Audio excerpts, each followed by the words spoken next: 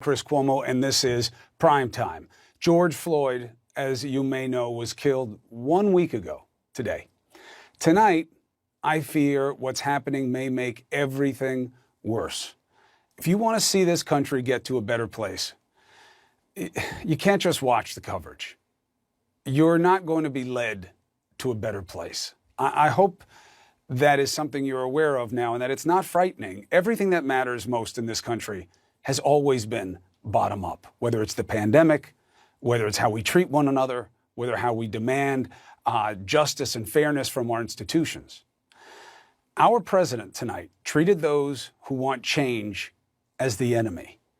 He gave a speech about what's going on and never mentioned the problem of police abuse, the abuse of force that started this. He never mentioned the problems that minorities face during this period of social unrest, during this pandemic and beyond. He said he was an ally to protesters, and at the exact same time, he had officers forcing out peaceful protesters right across from where he was. You can see it. I want you to watch this line advance and move these people out in a way that we didn't see last night. Peaceful protesters, okay? And you check anywhere you want. These were peaceful protesters. He said he was an ally. It was all captured live. So he was lying in real time. As he was saying something, the opposite was being demonstrated. He was literally doing the worst to the people he said he supported. But the reason I have such fear tonight that if we don't all come together, we're going to have worse days ahead, is why he did what he did. He had them cleared out so he could do this, so he could walk to where the protesters were in front of St. John's Episcopal Church over there in Lafayette Park and lift a Bible. I don't know why. He certainly wasn't taking any oath. He didn't open it. He didn't read from it. He didn't even go into the church. He really didn't say anything. I mean, if I were to pop up the sound right now. It's coming back strong.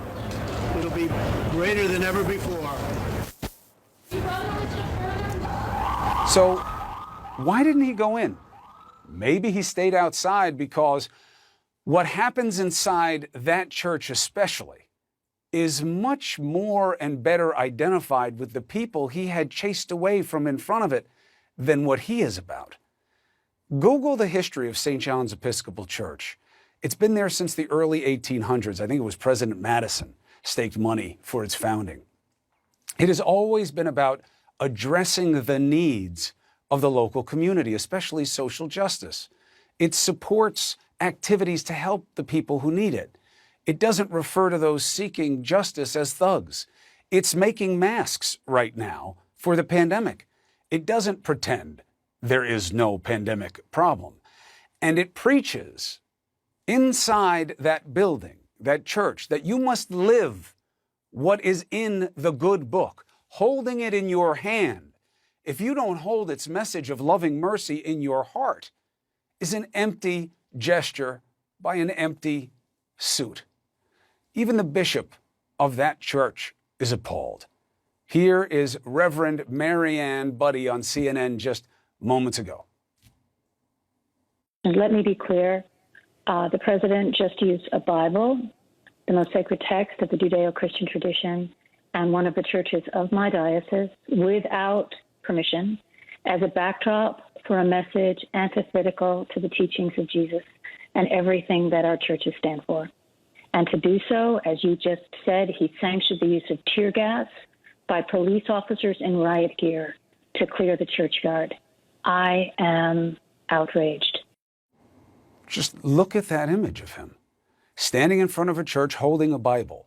He's basically saying, hey, all you evangelicals, I'm your guy.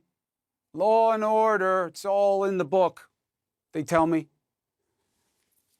What this president wants this to become about, at a time when leaders need to regain trust, right? That's what's missing right now. How do they gain trust? You speak truth and you show steps that are being taken to get to a better place. Talk's not enough. Trump wants to make this a battle of might makes right. He asked governors to dominate protesters. He literally said, listen, this is a movement, and if you don't show force, it will grow. He's half right. Demanding justice and the full freedoms of the liberty that is a God-given right in this country, that is a movement. And it is one that he should be leading. But he is wrong about force. America does not go for harsh strength, not for long. If you try to beat back people in all these cities, you're going to have them joined by many, many more, even in a pandemic that is keeping a lot of people home for now. That's what happened just tonight. I find it to be the most frightening sequence of events since Mr. Floyd was murdered. The question now is, how will the nation react?